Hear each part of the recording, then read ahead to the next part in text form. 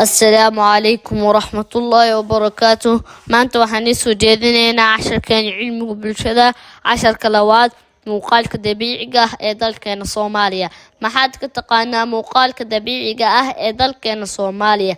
Sida buuraha, oogada, hawdka, dhulka sare ee siman, bannaanada, webiyada iyo togagga. Dalka Soomaaliya waxa uu leeyahay muuqaalo dabiici ah oo kala duwan.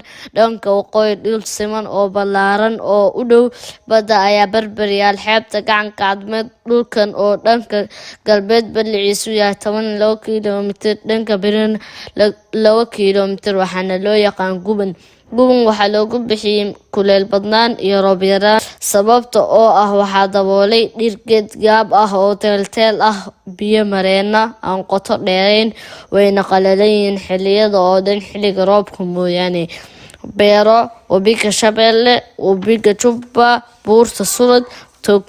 Marka laga yimaado xeebta gacanka oo la soo gaaro dhulka gudaha ah, dhulka simani waxa uu kor u kacaa jihada koonfureed, waxa uuna sameeyaa silsilado buuraha Golis.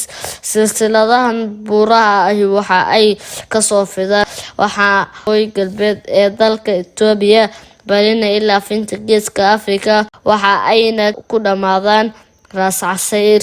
Jooga guud ee buuruhu waxa uu badda ka sareeyaa ilaa 1800 mitir. Finta ugu sareysa dalkeena waxaa la yiraahdaa Shimbir-biris, taas oo badda ka sareysa 2407 mitir, waxayna ku taal meel u dhow Ceerigaabo. Xagga koonfureed, buuruhu hoos ay ugu sii daadegayaan dhul joogiisu sareeyo, kaas oo aan lahayn togag ama webiyo si joogto ah biyo u leh. Soomaalidu tog waxa ay gobolkan u taqaan Oogo. Marka loo dhaqaaqo dhanka badweynta Hindiya iyo gudaha bartamaha Soomaaliya, waxaa ku yaal dhulka ballaaran ee siman ee Mudug. Muuqaal muhiim ah oo ay leedahay qaybtan bari waa dooxada Nugaal oo leh biyo mareeno xilliyada. Dhanka sare ee galbeedka waxa uu janjeeraa hawdka. Hawdku waxa uu galaa dalka Itoobiya iyo dhulka sare ee Soomaaliya. Dhulka sare ee Soomaaliya waxa uu ku fadhiyaa ilaa 60 kiiloomitir, waana inta u dhaxaysa buuraha waqooyi ee Soomaalida iyo dhulka bariga, isaga oo sii dhexgalaya bartamaha iyo koonfurta bari ee Soomaaliya.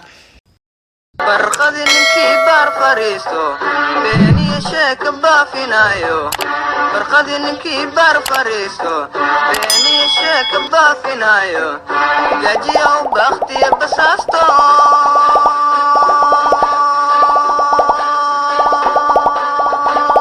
duntiisu ka badiyo bulaanye bartaan